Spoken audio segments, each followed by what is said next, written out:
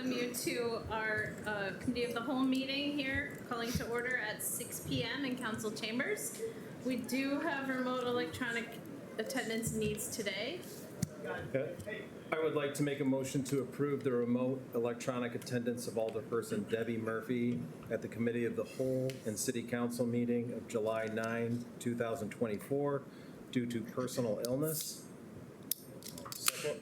All right, motion by McNeil, seconded by Schmidt. Oh, sorry. I heard him over here. Okay. I'm sorry. No worries. Roll call, please. Alderperson Macias. Aye. Razak. Aye. Timian. Aye. McNeil. Aye. Castro. Aye. Schmidt. Aye. All right, that motion passes. Welcome, Alderperson Murphy. We now have a roll call for attendance. Alderperson Murphy. Present. Macias. Present. Razak. Present. Timian. Present. Finch. McNeil. Present. Castro. Present. Schmidt. Present. All right, and we start tonight with our oaths of office. Chief, are you coming forward? Thank you. Thank you, Mayor. Mm-hmm. Good evening, members of council. I'm honored tonight to introduce firefighter Chase Bowman, who recently completed his probationary period with Moline Fire Department. Chase grew up in Coal Valley and is a proud graduate of Moline High School class of 2015.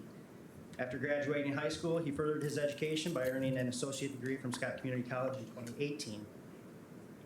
Chase then decided to pursue a career in EMS and obtained his EMT basic license in 2022. And with some encouragement by our esteemed police chief, he decided to pursue a career in firefighting. He's a real stand-up guy, pushing Chase towards the fire service. So, since being hired in February of 2023, Chase attended the Fire Academy in Champaign for 10 weeks, where he demonstrated exceptional commitment and skill. And upon completion, he immediately returned to the department and began his paramedic training, which he successfully completed just about 2 weeks ago. Firefighter Bowman exemplifies dedication, hard work, and passion. He's made a very good name for himself in the very short period of time that he's been here. And we're very fortunate to have him serve in our community. And I'm very confident he will continue to make valuable contributions to our city. He's joined here tonight by his parents, Randy and Jessica, as well as his grandparents. Thank you. Have you present the oath?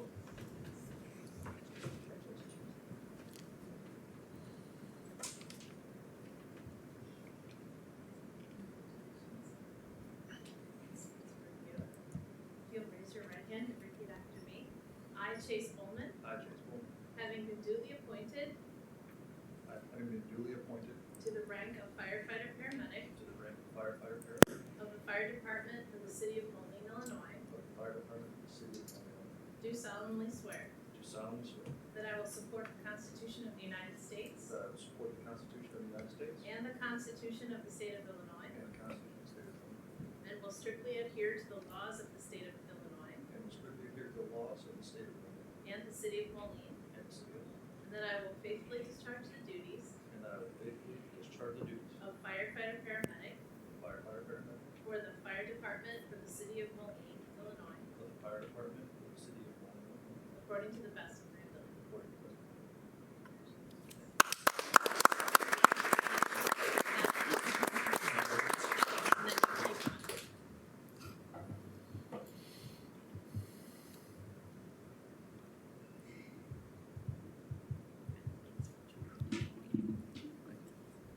And I think you can take pictures, right? Yeah, if I could invite Chase to have Father Randy up here, he's going to pin his badge on.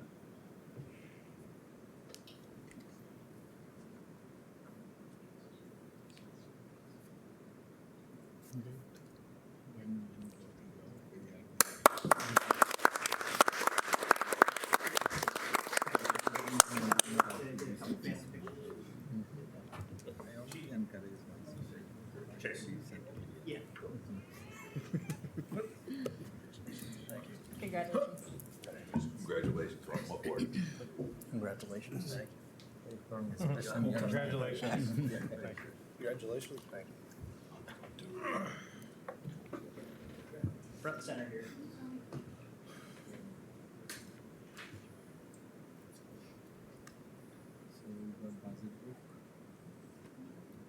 Do you want me to take it for you? Do you want me to take some pictures for you?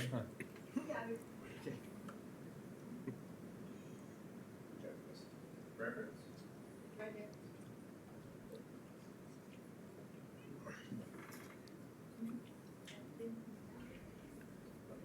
Yes, please.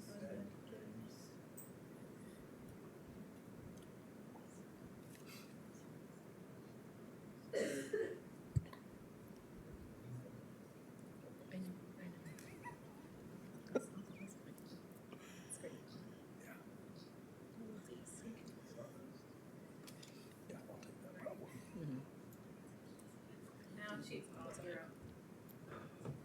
Stole my thunder. That was my whole presentation. I recruited Chase. He stole it from me. Christopher Diaz, if you could come forward. Well, thank you, Mayor and Council, for allowing me some time here to present to you 4 officers who have completed their probationary period and are eligible for a full commission appointment. The first officer, Christopher Diaz, is a native of Andalusia and graduated from Rockridge High School. He started college at Blackhawk College and completed his bachelor's degree in law enforcement administration at Western Illinois University. He previously completed an internship with the Moline Police Department in 2010, and he worked, 2011, and he's then worked at Cintas, Jumer's Casino Hotel, as well as Perimeter Security before deciding to come back to chase his dream of working at Moline. He's joined here tonight by his wife, Emily, his daughters, Ella and Vivian, and his mother-in-law, Liz. Currently, he's assigned to 3rd Shift Patrol. You come forward and administer the oath of office.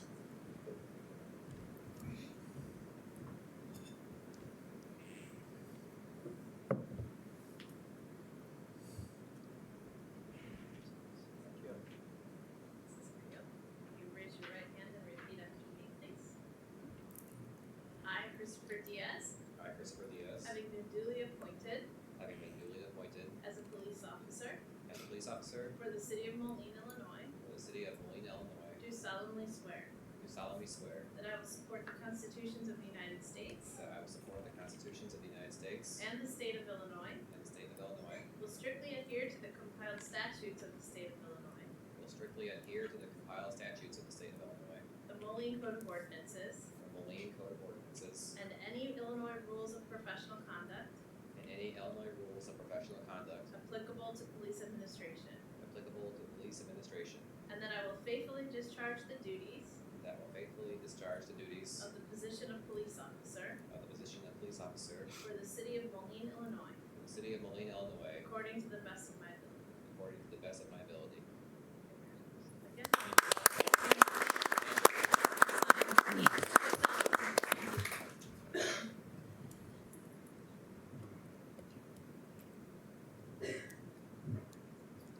And I invite his wife, Emily, to come forward to hit on his badge.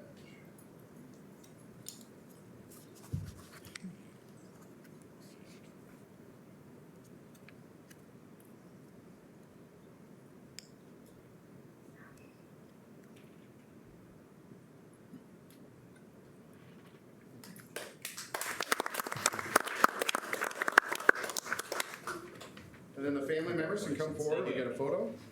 Thank you. Thank you. Have a great career with this. Thank you. Congratulations. Thank you. Thank you. Thank you, congratulations. Thank you. Congratulations. Thank you.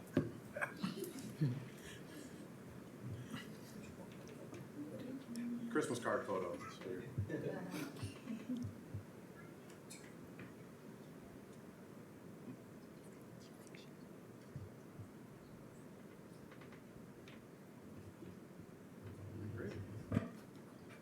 So the next officer, Tyler Lewis Bresnahan, if you would come forward. Mayor and Council, as I read these bios, I think what's exciting to listen to their backstory, and you'll find that we continue to recruit officers from every corner of the area with a variety of different backgrounds and experiences that add to our diversity, and as well as the different experiences, lived experiences that police officers have that can bring something to our community. Officer Tyler Lewis Bresnahan is a native of Monmouth, Illinois, and graduated from Monmouth Roseville High School. After high school, Officer Lewis Bresnahan enlisted in the United States Marine Corps as a low-altitude air defense gunner, deployed abroad on the USS Iwo Jima. He is also a certified basic EMT. He was awarded a life-saving award for his heroic actions in March of 2024 for the use of a tourniquet on a traffic crash, which resulted in saving a human life. He is joined here tonight by his wife, Anna, his children, Elena and Cohen. And Mayor, if you would, come forward and administer the oath of office.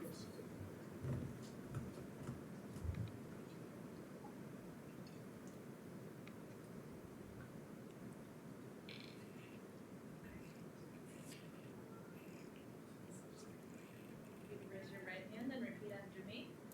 I, Tyler Lewis Bresnahan, I, Tyler Lewis, President, having been duly appointed have been duly appointed as a police officer for the city of Moline, Illinois, as a police officer for the city of Moline, Illinois, do solemnly swear do solemnly swear that I will support the constitutions of the United States that I will support the Constitution of the United States and the state of Illinois, and the state of Illinois, will strictly adhere to the compiled statutes of the state of Illinois, will strictly adhere to the compiled statutes of the state of Illinois, the Moline Code of Ordinances, the Moline Code of Ordinances, and any rules of professional conduct applicable to police administration, and any Illinois rules of professional conduct applicable to police administration, and that I will faithfully discharge the duties and I will faithfully discharge the duties of the position of police officer for the city of Moline, Illinois, for the position of police officer for the city of Moline, Illinois, according to the best of my ability. according to the best of my ability.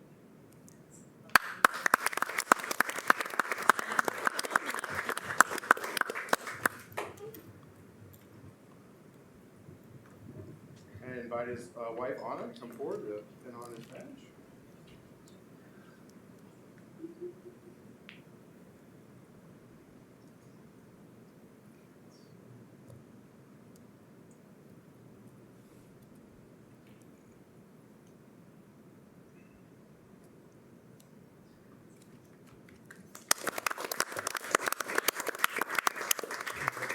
Can I get a photo there? Let your little ones come forward.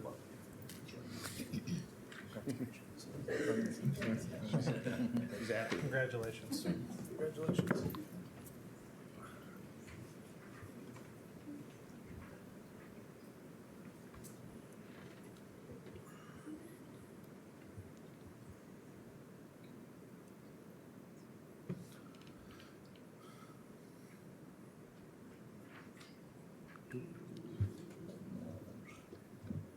Well, as you see, many of these officers come forward, you'll see they have a lot of family members, a lot of little ones, and you've heard me before say the most important thing is their officers get home safely to their families, and the spouses that support them and their families are incredibly important. So we're so thankful that they're here tonight, and it's a proud moment for them as well at this time.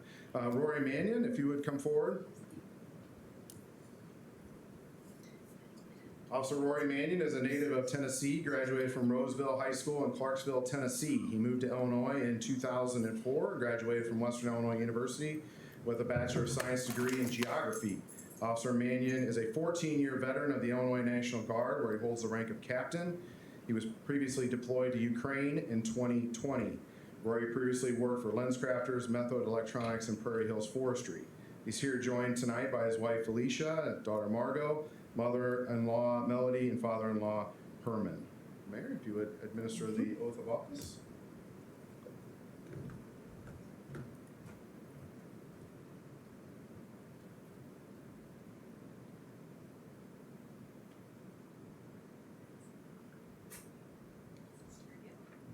If you please raise your right hand and repeat after me.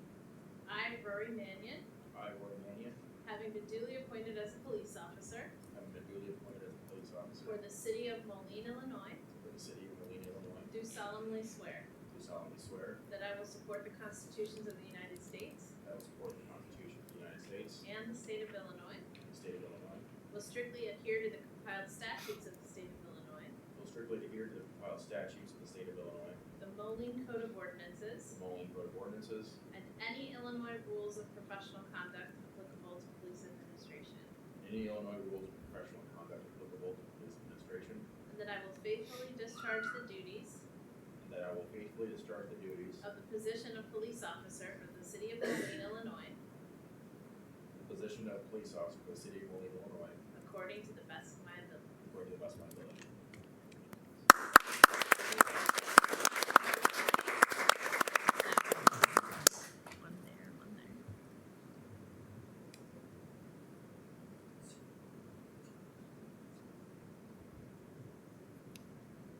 invite his wife Felicia to come forward to pin on his badge.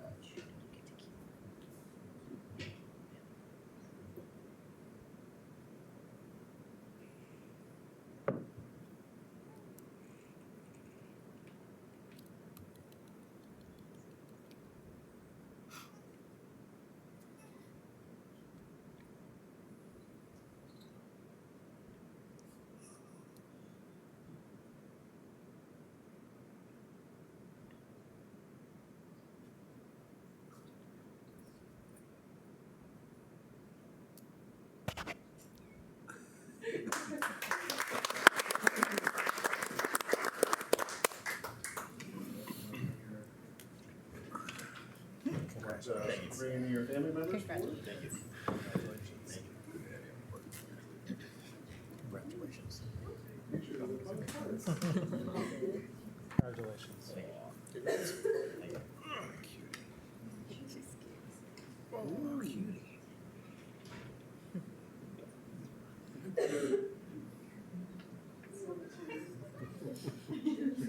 We're gonna put her photographer. Well, none of We us all feel get the same way.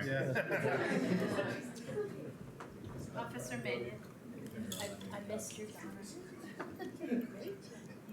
There you go. Officer Catherine Noyd, if you could come forward. Officer Catherine Noyd is a native of Andover, Illinois, and graduated from Orion High School. She completed her bachelor's degree in law enforcement and justice administration with a minor in Spanish at Western Illinois University, Macomb. She was also at WIU a captain of the cheerleading team. Officer Noyd has a seal of biliteracy in Spanish and also has a certificate in American Sign Language. She also previously completed an internship with the Moline Police Department in 2021. Also notably, she was Miss Henry County Fair Queen in 2021. She's joined here tonight by her mom Stephanie, her dad Travis, and her brother Zachary. So, Mayor, if you would give the oath of office.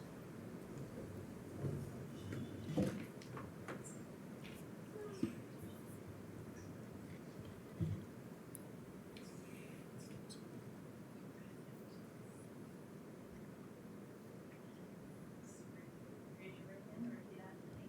I, Catherine Noy, having been duly appointed as a police officer for the city of Moline, Illinois, do solemnly swear that I will support the constitutions of the United States and the state of Illinois, will strictly adhere to the compiled statutes of the state of Illinois,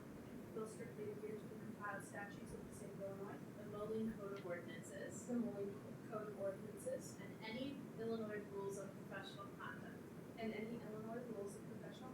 applicable to police administration. That I will faithfully discharge the duties of the position of police officer for the city of Moline, Illinois, according to the best of my ability.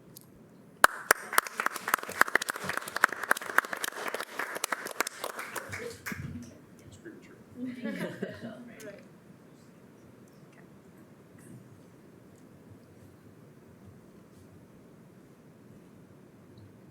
Now that Officer Catherine Noyd has arrived and the scene is secure, we're allowed to call in the firefighter now to the scene. Her dad, Travis, to pin her badge on.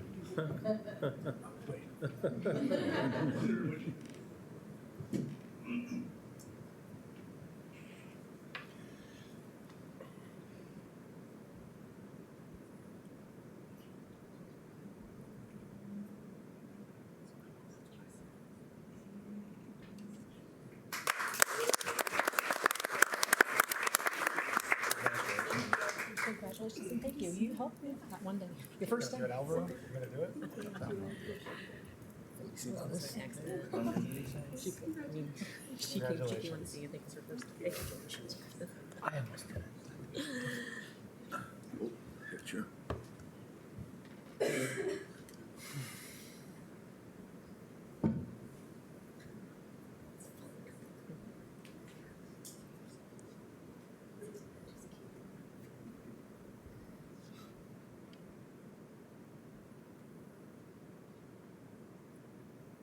Another future police officer.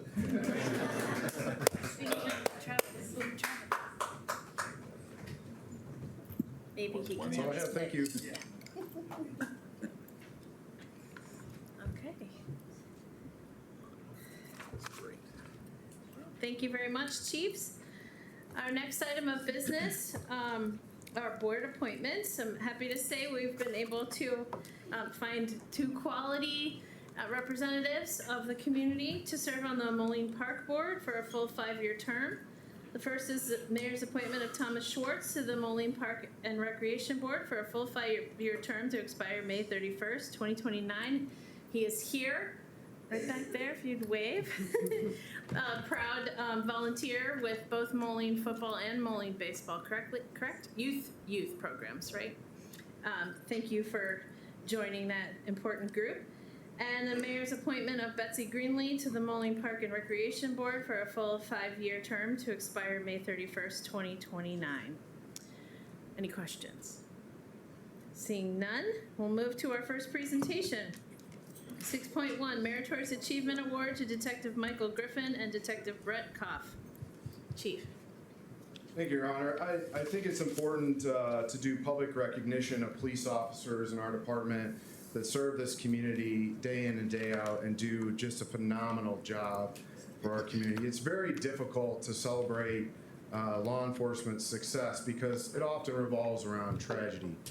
And but I want you to know the hard work that the men and women of the Moline Police Department do relentlessly to pursue justice for crime victims in our community.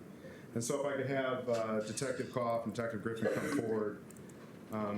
As you know, May 5th was a very difficult day in our community. The surrounding 21 days after the senseless murder of 2 individuals just off the avenue of the cities touched every corner of our community and all the lives throughout, young and old, in our community. And behind the scenes that no one knew was going on were a team of detectives, many of them here that worked right alongside the lead detectives, Mike Griffin and Brett Koff, in investigating the daunting task of solving the crime involving Zachary Minke and Giovanni Flores, who were taken from our community way too soon at a very young age and murdered on May 5th. From the outset, Detective Koff demonstrated an unwavering commitment to the case, working collaboratively with Detective Griffin for an average of 16-hour days, often extending to over 20 hours. Their determination ensured that no stone was left unturned in their pursuit of justice. This was an extremely difficult case. There was a large amount of evidence, and many of these men and women that are in the back rooms in the corner deserve credit as well for leaving no stone unturned, no video unwatched, no second of that video unexamined. No witness not interviewed. It was an amazing effort, and much of that work will never be known. But their relentless effort was crucial in preventing the case from going cold and provided much needed closure to the grieving families of the victims. For 21 days, Detective Koff and Detective Griffin and many of the other detectives put their personal lives on hold and worked and worked and worked. Their persistence led to them to uncover a key witness, which was pivotal in solving the case. Detective Griffin and Detective Koff meticulously completed and compiled the information, presenting a compelling case to the Rockland County State's Attorney's Office, resulting in several search warrants that were executed in 2 neighboring cities. In those search warrants, significant evidence was recovered, leading the detectives to return to the State's Attorney's Office and, as you know, make an arrest for the double homicide, which is now awaiting trial, thanks to the extraordinary efforts of not only Detective Koff and Detective Griffin, but many of the detectives in our agency. Both of their tireless work and strategic intelligence, unwavering commitment to justice have not only met but exceeded the highest standards of law enforcement. Their actions have materially contributed to a significant law enforcement objective and serve as an inspiring example to their peers. And so for that, I would like to award them the Meritorious Achievement Award to each detective. They both read the same. For the Meritorious Achievement Award in recognition of your exemplary dedication, relentless pursuit of justice, and exceptional investigative skills during the investigation of the May 5th, 2024 murders of Giovanni Flores and Zachary Meinke. Your diligence resulted in the arrest and subsequent confession of the suspect. Signed, July 9th, 2024. So, Detective Griffin, thank you very much.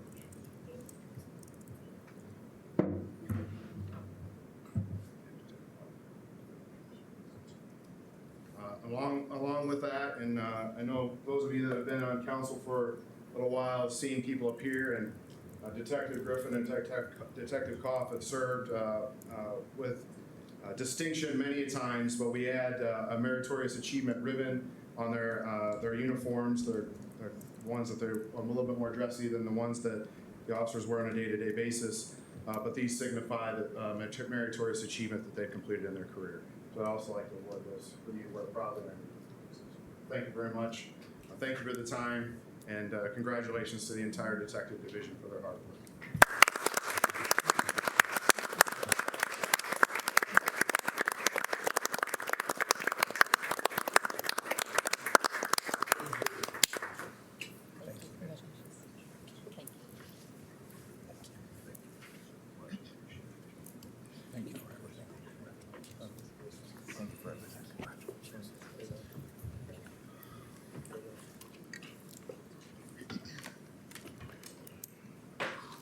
Thank you.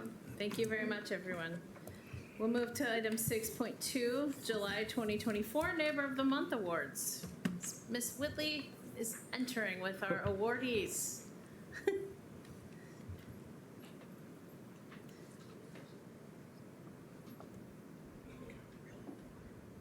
Good evening. Throughout the year, the city's neighborhood, NPC, Neighborhood Partnership Committee accepts nominations for improved and maintained properties. During the months of April through October, an award is given to a residential and a commercial property. This month for commercial, we have New Style Hair Academy, Miguel Rosa. You want to step up? Come on And up. Mayor, if you'd like to come down for the picture.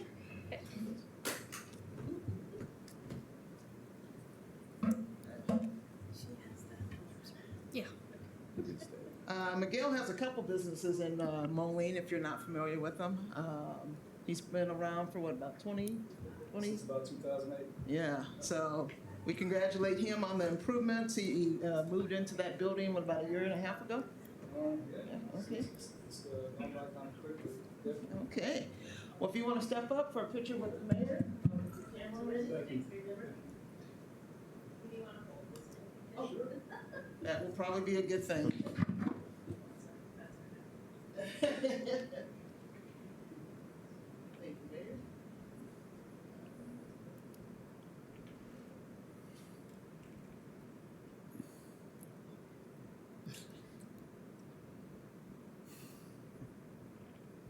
Thank you.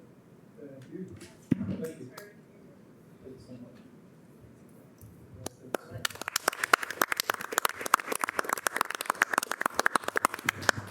And then our commercial winners, Eric and Jennifer Vandermersch, if you'd like to step up. They have the property at 3005 14th Street, and we would like to congratulate them as well. So here's your certificate. And if you want to step up there, we'll get the mayor to come down for the photo op. Okay.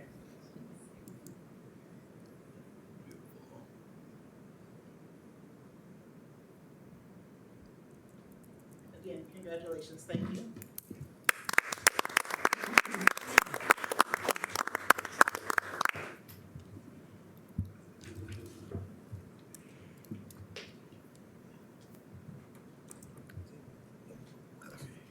All right, our final presentation is 2023 Annual Comprehensive Financial Report.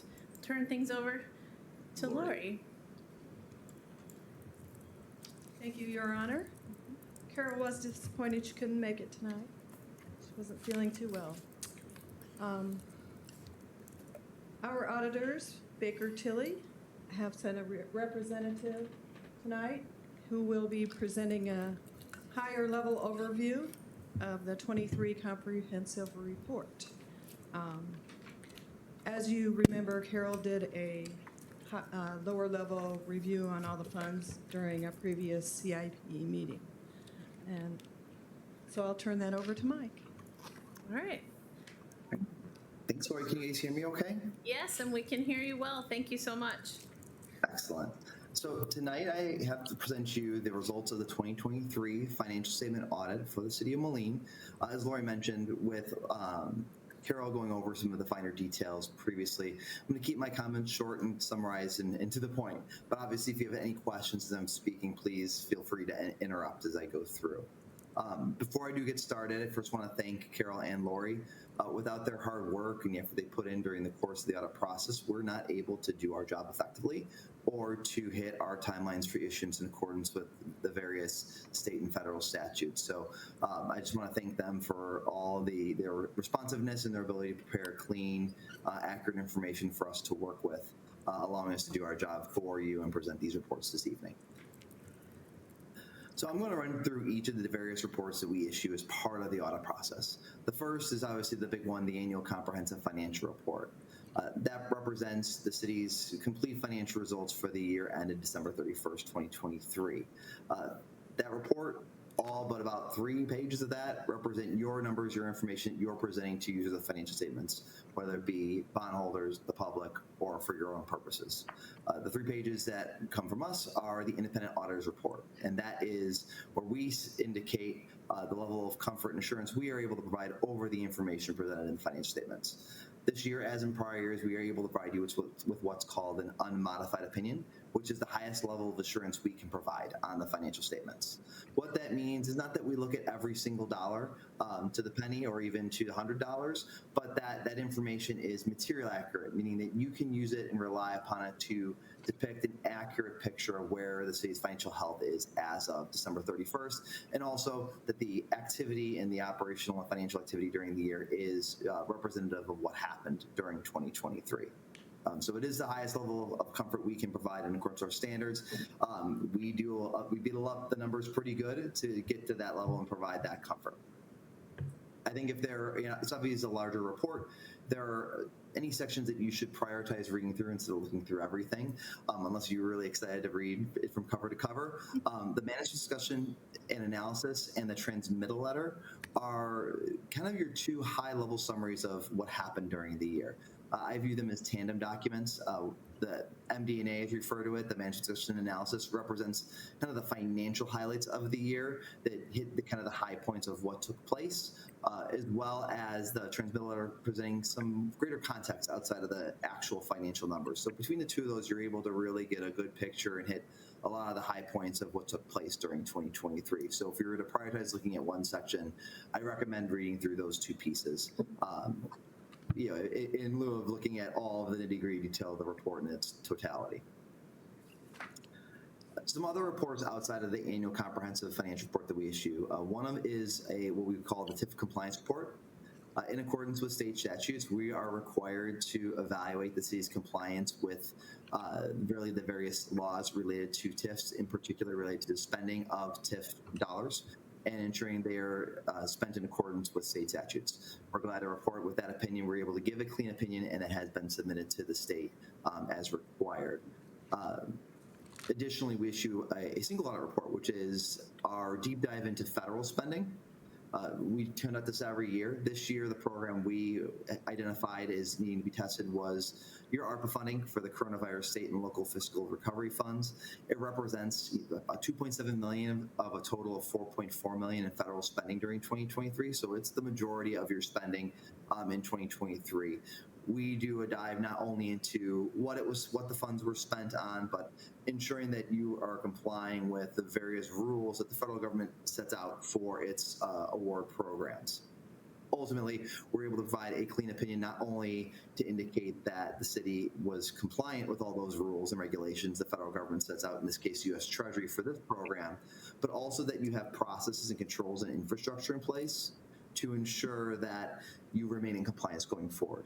There's a great emphasis on not just seeing that you are in compliant in the given year we're looking, but making sure you have things in place, process in place to keep it that way. Effectively saying they don't want us to say, oh, you're compliant this year and it was just luck.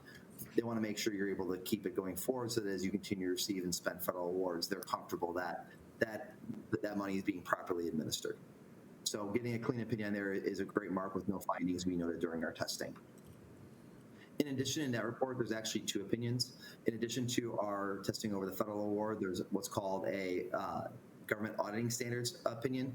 Basically, that's kind of a extra audit piece where in addition to our regular audit, we go through and have to really heavily evaluate your controls and processes over your financial reporting, over your entire organizational systems in terms of financial reporting. So not just specifically related to federal spending, but related to your key processes, like how you run payroll and your AP processes and your utility billing and some of your major transactions in process that occur during the year. Part of the report, we identified no findings related to those controls, meaning that you have a really good system in place and have mitigated, any potential risks that the city may face from having a large volume of operations and activity during the course of a year. In addition to the report, there are some other submissions that do take place to the state to meet various compliance requirements. One is the Illinois Comptroller's Office's annual financial report. That's a report we compile and file with the state. That's required to be completed within 6 months of the fiscal year end, and that has been submitted to them. The Governmental Accountability and Transparency Unit also requires a report to be audited and submitted to them. That's due 9 months after the fiscal year end, so that is our one piece we are still working with Lori and Carol to finalize, and that will be finalized in the very near future. So that covers all the various reports that encompass kind of the city's operations and required audits for the year. There's another report called the Audit Results and Insights Letter.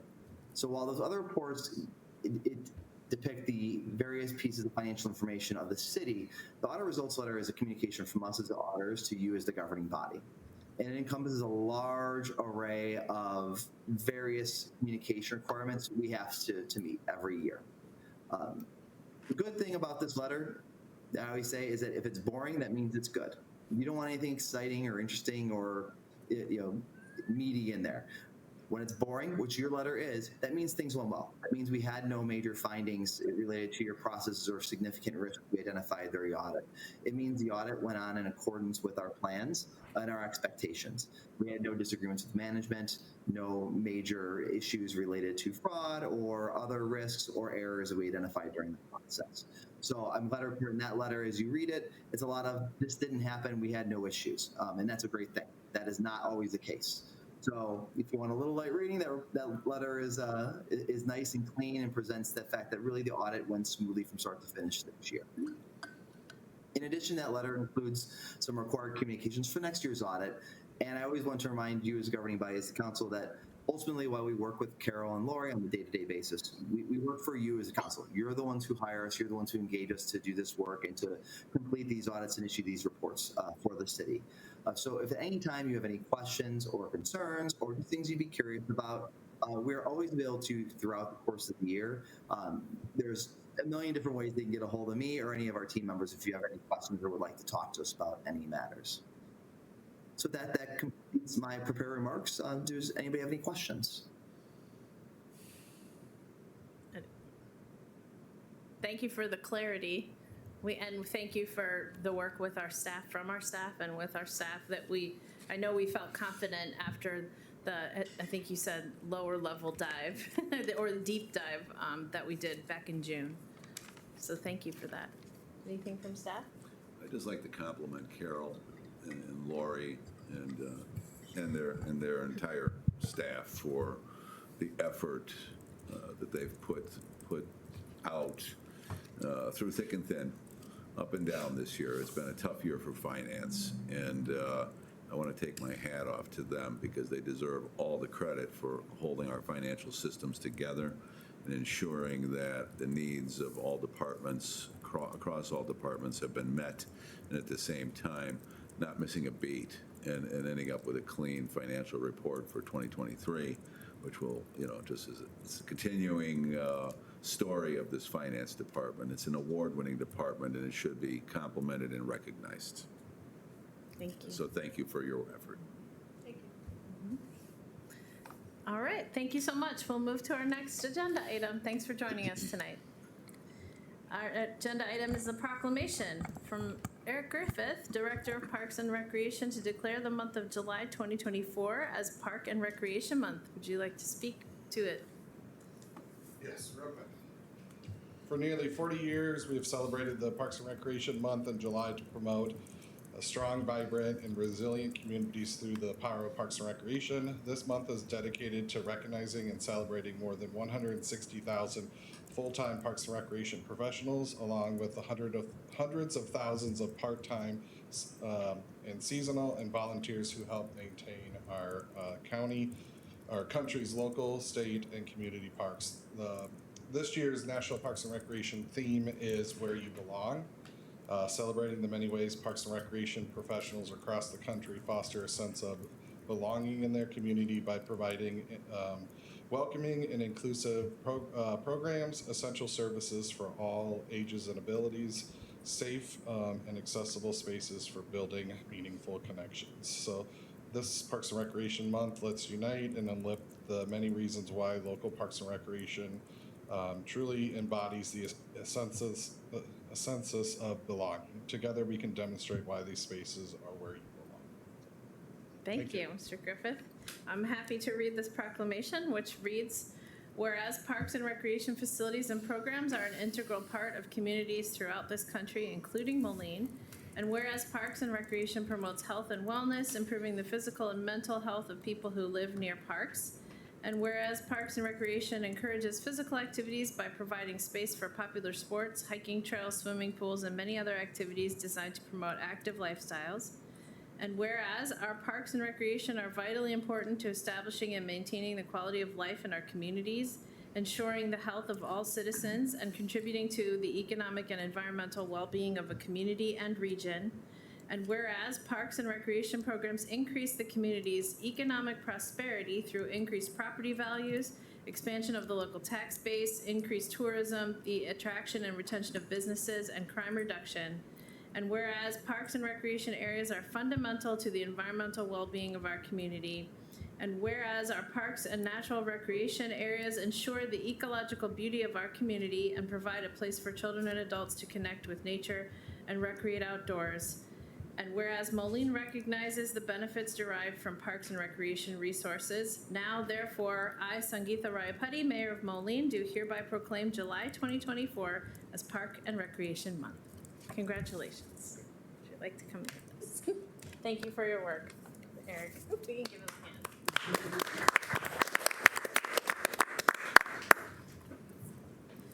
All right. Is there any public comment this evening, Chief? Or anyone in the audience? Okay, thank you. We move to questions on the agenda. Just one update.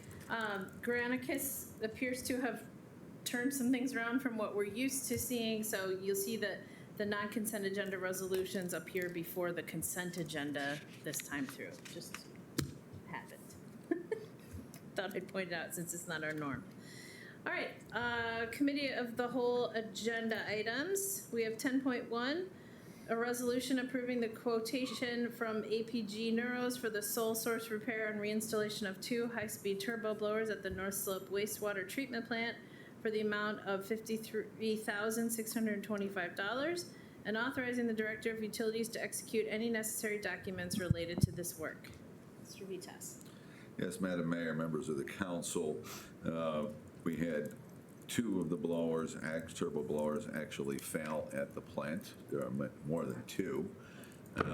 And we've learned that the cause of that had to do with dust buildup within these high-speed turbines. So with that, our new Assistant Director of Utilities, Charlie Brown, is here this evening, and he can probably explain a little more. So our North Slope wastewater treatment plant is an activated sludge, which just means it needs a lot of air infusion in order for the microbes to strip out the carbon and the ammonia. We do that activated sludge aeration with 4 high turbo blowers. 2 of the blowers recently failed, and we sent them in not just to be repaired, but we also want to prevent it in the future. So we're left with 2 blowers, and it's getting the job done now. But the worry is if we don't know what caused the 2 to fail, we don't know what caused the other 2, they might fail soon. And if we have no active blowers, our treatment just falls apart, and we will violate the permit every way that you can imagine. So what we hope to do is have these 2 blowers repaired, have the Neuros engineers look at it, advise us on how it could be prevented in the future and make sure it wasn't a mechanical defect, whether that is an operational or maintenance, such as maybe a different cleaning schedule, or if it could be something where our settings were just incorrect for what we were trying to have them do. So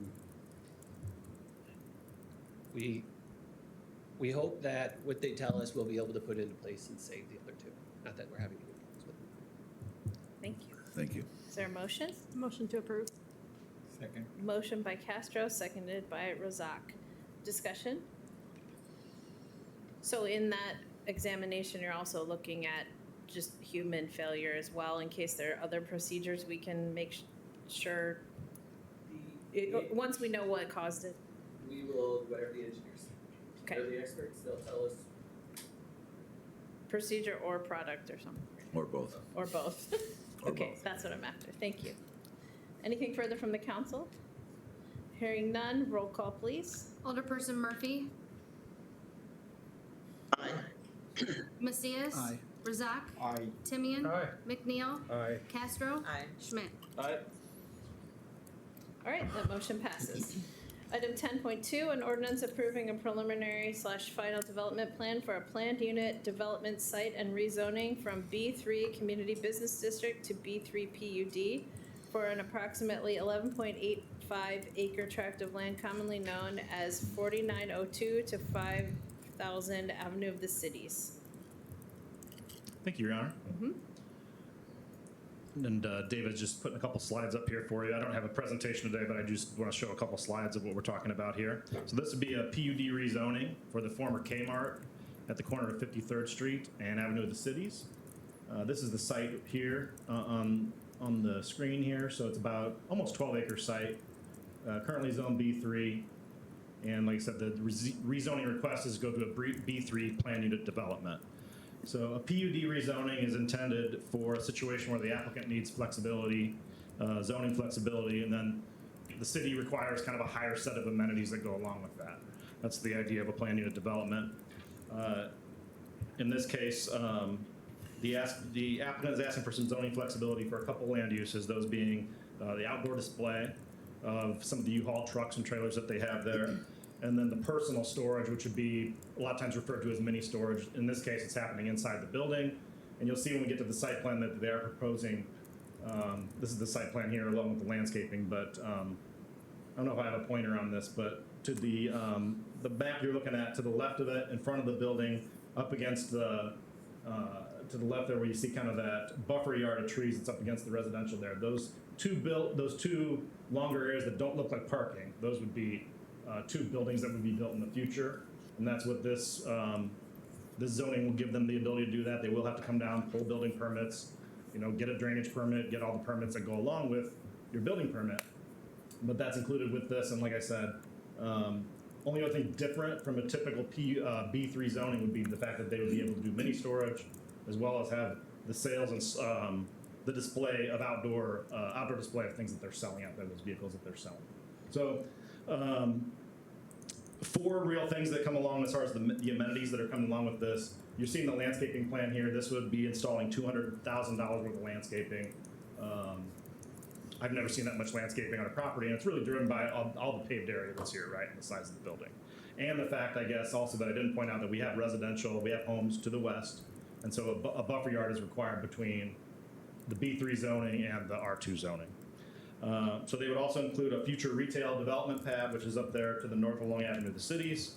They have a bicycle repair station shown near the bus stop there along Avenue of the Cities. And then what I'm happiest about is $50,000 that they'll be giving to the city for future pedestrian improvements.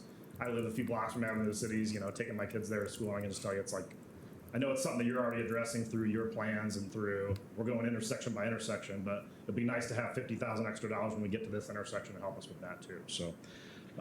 It is a need on Avenue of the Cities, those pedestrian improvements. So this did go to Plan Commission, had an recommendation of approval from Plan Commission with a 5-to-1 vote. And staff recommendation here is for approval. We do have representatives from U-Haul, their attorney, Tom Pasternak, and then their engineers and landscape architects are also in the audience tonight if you have any questions for them or myself. Thank you. Motion to approve. Second. Motion by Timian, seconded by Castro. Discussion? Mr. Timian. I just want to thank the members here and Chris. This is a great change. It's long overdue, and I'm really excited to see the landscaping there, that residential development. I think it's just going to amplify the intersection quite a bit. Thank you. Yes, Ms. Castro. I've already noticed some of the new landscaping going up on the 53rd side that hadn't been there before. They've planted some trees, I think, and some different bushes, so it's starting to look a lot better. And I just appreciate the fact that we're doing something right there. So thank you. Anything further from the council? Hearing none, roll call, please. Alderperson Murphy. Aye. Macias. Aye. Razak. Aye. Timian. Aye. McNeil. Aye. Castro. Aye. Schmidt. Aye. All right, that motion passes. Thank you, Thank you. Mr. Stiles. 10.3, an ordinance approving the termination of collateral assignment and an amendment to redevelopment agreement by, between, and among the City of Moline, 5 and 15 Moline Apartments LLC, and Blackhawk Bank and Trust, the Chase Bank Building. Mr. Vitas. Madam Mayor, members of council, briefly, there has been a change in ownership of the Chase Bank Building on Fifth Avenue between the organization that we entered into a redevelopment agreement with several years ago for the renovations in that historic building. The property has changed hands between the original developer and a group from Chicago, Betchovich Holdings. Betchovich Holdings is a company that recently, during my tenure, acquired the riverfront apartments over by Western Illinois University, as well as the apartments at the Bend in East Moline. They are the purchasers of this property, and as a part of the redevelopment agreement, they are now they stand in the place of the original developer and are entitled to the tax increments that will be generated by the increase in the tax on the property during the remainder of the agreement and the TIF. With that, compliments to David Silverman.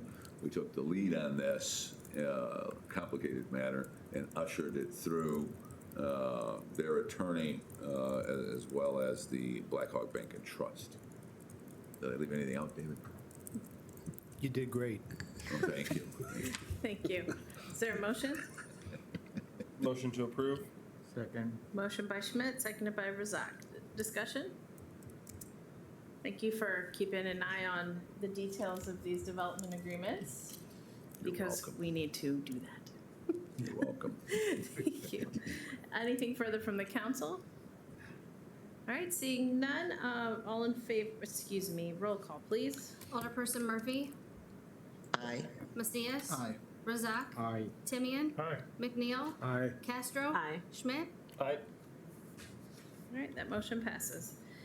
Informationals, 11.1, rebuild downtown and Main Streets grant funding opportunity. Mr. Mathias. Thank you. Just want to tell you about this quick grant opportunity that we have available. This is through the state Economic Development Office. The purpose of the grant is to facilitate investment, revitalize commercial corridors. So it's really focused on the downtown areas in the state. As you can see, eligible applicants, a city is one of those local units of government. We really have to keep this to capital only, this grant opportunity. So we've been looking at capital projects and kind of just brainstorming possible ideas. That's the main, obviously we want the authority to apply for it, but we wanted to bring this to you just to kind of show you these projects that we're thinking of here. Award ranges anywhere from $250,000 to $2 million. And the matching requirements would be 25% for us as a local government. So ultimately, it's about revitalizing your commercial corridors, connecting things back to the downtown, revitalizing that commercial corridor. We really thought of these two gateways, the 6th Avenue gateway there into the downtown, or that kind of 19th Street gateway near the riverfront plan. One thing we've been struggling with is the riverfront plan's not quite done yet, right? So it's hard, it's a little bit difficult to assemble those projects like, hey, maybe we bury the electrical in front of, along River Drive there or something. And that, as you can see, that's one that's on there, riverfront area infrastructure. But another one that's really stood out to us is 6th Avenue 6th Avenue streetscaping, just general improvements to 6th Avenue, as you're aware, as you go here west, really from 16th Street, needs some work. And that's another one that's been standing out to us, and like I said, just general gateway improvements. So this is what we got in mind. Curious to get your take on it and just your feedback. And this is due July 22nd. We have to apply by July 22nd. We'll know by the fall. Yeah, we should point out whenever we get these NOFOs from the state, the turnaround time is like rapid. So it's good that we have plans and programs in place that we know we need funding for and that we can focus our energy on to try and make an application rapidly in hopes of getting an award. Mr. Timian? Thank you, Your Honor. I am interested in, do you do a shotgun approach with these? This is more than the budget, obviously. Right. I'm focused We on. want to focus on one. Yeah, I'm focused on, I like the parking garage. I'm sure that there's plenty of repairs that need to happen there. But question with the 6th Avenue right-of-way, that is Illinois 92, correct? Correct. So is there a chance that when the state decides to fund that project, they're just going to redo all that work? Yeah, I don't know. We'd want to talk to engineering about that, how that would shake out. I would say based on our experience working with them in discussions for Illinois 92 from our border with East Moline and then running up to, I believe it's 43rd or 44th Street. Their plans often entail roadway improvements and sidewalks and bike lanes and not necessarily streetscape. Okay. Or any kind of decorative lighting. So these types of programs like this open that door where we can actually make application for those improvements.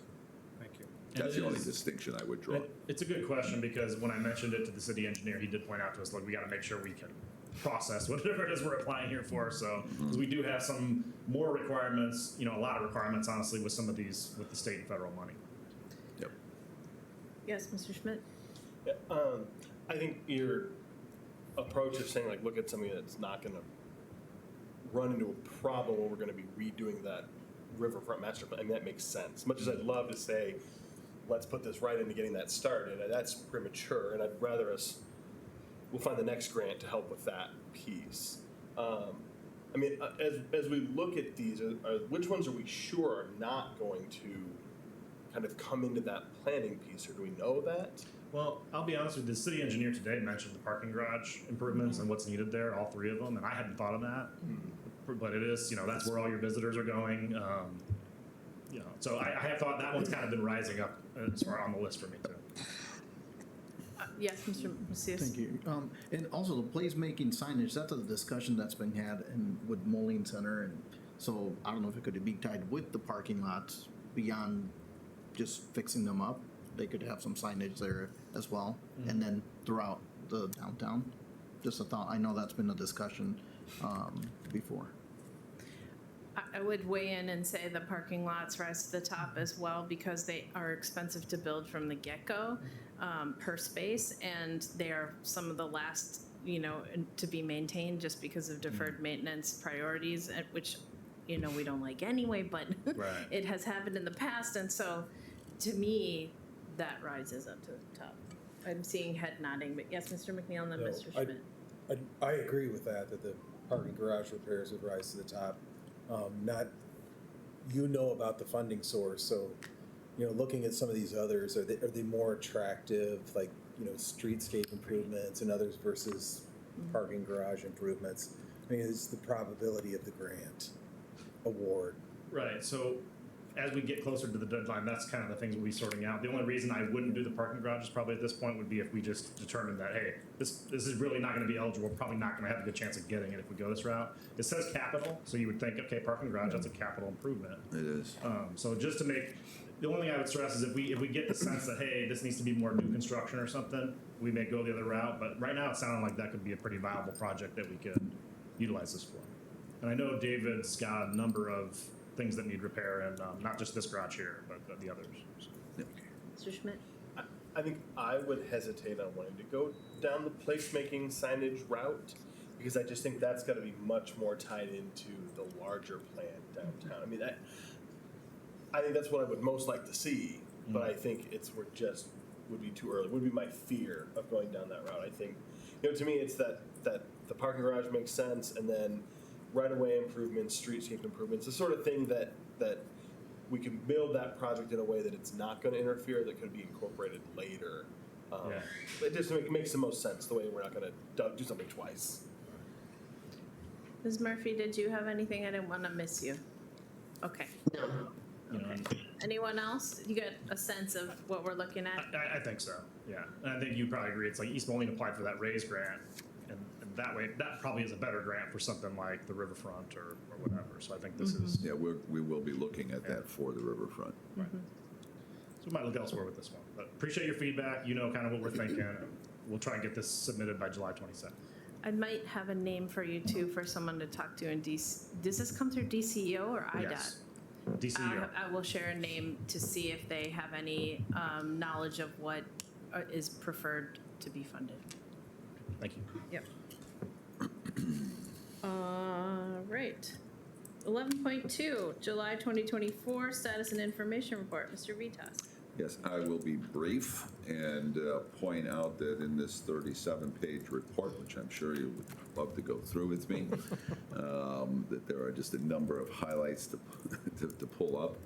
First of all, hats off to the folks in Community Economic Development for getting the K-Cup action plan done on time, on schedule, and submitted. As you know, that's a major requirement as a part of our HUD funding for CDBG. The audit, of course, before you, the annual comprehensive financial report is complete. And again, it was a stellar report based on financial performance of the city. Another thing that we have been talking about, which I want to draw attention to, and we're making great strides and progress with, thanks to Alderman Macias and his commitment to this project, is the Moline Compass Community ID card. The equipment has been delivered to the library, and the materials necessary. The training on that equipment is probably underway. At the same time, we broke ground yesterday, I believe, for the library garden project. So Centennial kicked that off, and now we're getting ready to kick off this community ID program this summer. Our goal is to have this thing up and running and by August be able to issue these cards to members of the Moline community.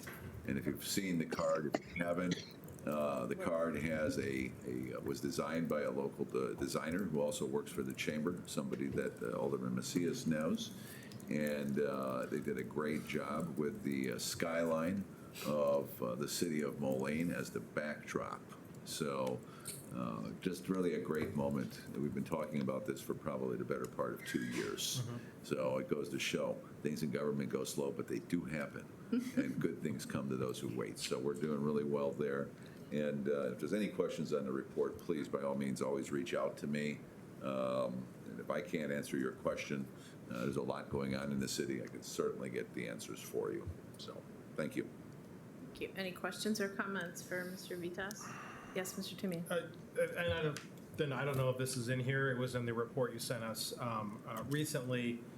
We have new homes being built, and I just want to congratulate the city because when a few years ago it was 0 or 1. 0 or 1, Yeah. and so we are seeing a rise of new homes being built, and obviously this is not solving the affordable housing crisis, but it's adding inventory, and that is one part of the solution to solving that and bringing new people in and growing the city. So I just want to congratulate the staff for that. Yeah, we're real happy to see that going on, and we're also happy to, to see what will happen with the JCPenney building as Bush works through its design of the interior and the exterior of that building according to the form-based code. And I know Chris was reviewing just today with his staff plans for the old dispatch building that Mr. Anderson is moving forward. And those plans have reached a pretty good level in terms of meeting our form-based code requirements and providing for additional housing in our downtown. So there's a lot of good things going on in our development community. As I said in that one report, we've seen fewer permits come in, but they are higher value permits. And that is really, that bodes well for us. I wanted to add to that just in the last 2 weeks, I'm coming back from a conference where I learned all kinds of things, being able to share with the CED department and the fact that we do have our economic development manager. Correct. Who is extremely experienced, Mr. Parr, Chris Parr, amazing, just amazing work, amazing knowledge. I'm so thankful because it feels like now things are taking off even faster than where we had them, and rounding out that staff is proving to be very helpful, so thank you. Thanks to everybody. Looking forward to the future. Anything else from the council? Okay, hearing none, we'll call our regular council meeting to order. Pledge of allegiance, please. I pledge allegiance to the flag of the United States of America and to the republic for which it stands, one nation, under God, indivisible, with liberty and justice for all.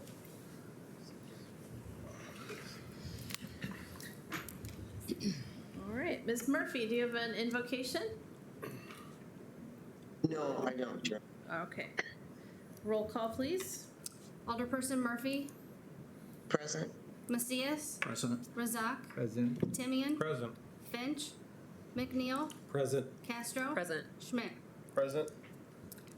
Non-consent agenda resolutions. Item number 16.1, a resolution accepting the annual comprehensive financial report prepared by Baker Tilly US LLP for the fiscal year of January 1, 2023 through December 31, 2023 for all municipal funds.